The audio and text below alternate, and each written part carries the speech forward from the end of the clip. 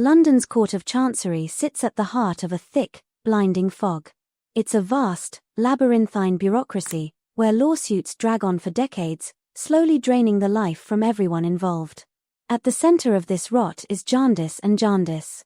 It is a generation-spanning dispute over a massive inheritance that has become a running joke to the lawyers profiting off it, but an inescapable nightmare for the actual heirs. Into this bleak machinery steps Esther Summerson. Raised in isolation by a strict godmother, Esther is brought to the courts by lawyer Mr. Kenger to begin a new life as a companion. There, she meets her new charges, Ada Clare and Richard Carstone, young wards of the court. The moment they enter the building, their names are added to the official records of the suit, linking their fortunes to a legal machine that has already outlived its original plaintiffs. Their guardian, John Jarndyce, understands the danger. He moves the trio far from London to his country estate, Bleak House, hoping to provide a sanctuary. Jarndyce gives his wards a clear, dire warning. They must never place their hopes in the Jarndyce case, living as if the money doesn't exist. But the temptation proves too strong. Richard ignores his guardian's advice, becoming completely obsessed with the vast, unearned wealth locked up in the courts. John Jarndyce provides a comfortable home, but he cannot stop Richard from obsessing over legal updates or abandoning every attempt at a career. Even miles away from the courtroom, the lawsuit dominates Richard's every thought, effectively paralyzing his ability to build a life for himself. This fixation quickly spreads outward. The young trio gets their first bitter taste of financial ruin when they are forced to empty their pockets to pay off the debts of Harold Skimpole, an acquaintance who refuses to manage his own money.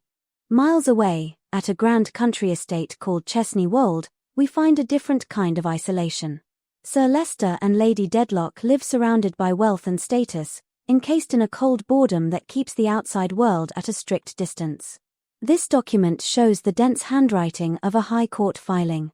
When similar paperwork reaches Lady Dedlock, she swoons, recognizing the specific handwriting of the law writer. Lawyer Tulkinghorn senses a vulnerability. He starts digging into this paper trail to uncover what Lady Dedlock is hiding. Tulkinghorn follows the ink back to its source. He visits an illiterate shop owner named Crook, whose store is stuffed with discarded legal papers.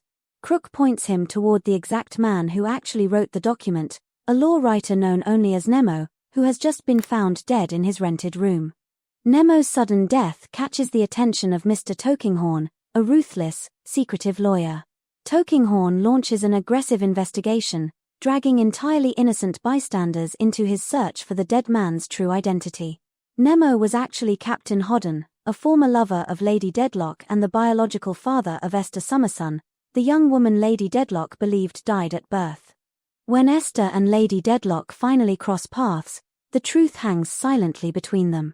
Looking at each other, they realize their faces share a striking resemblance, physically linking the wealthy aristocrat to the illegitimate orphan.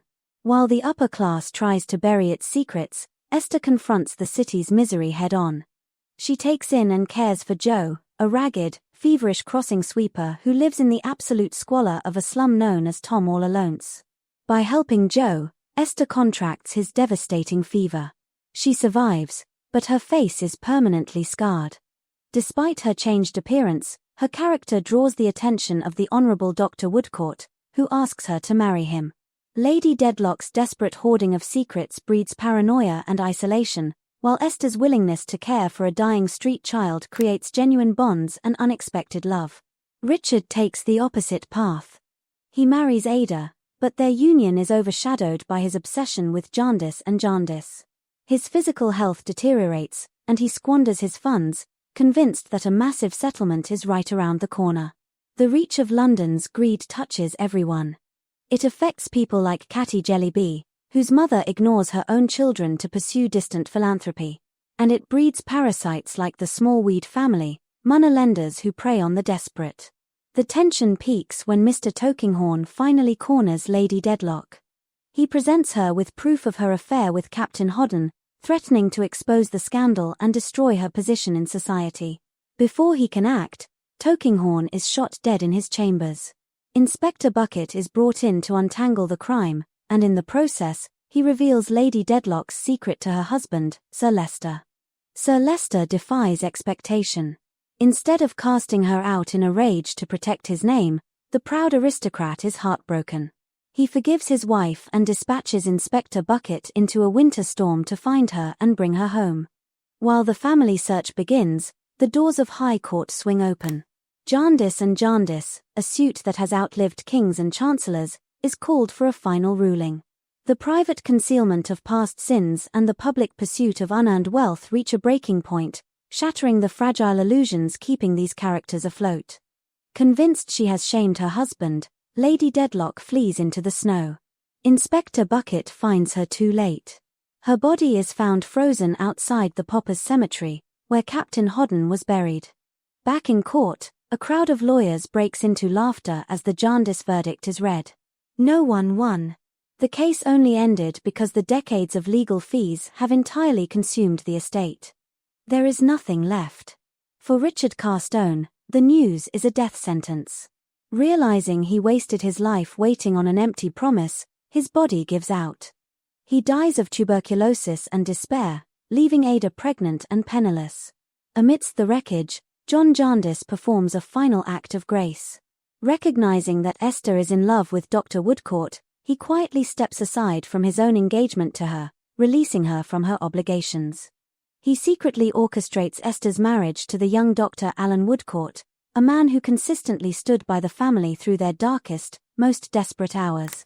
To give them a fresh start, John despised the newlyweds a beautiful home in the Yorkshire countryside.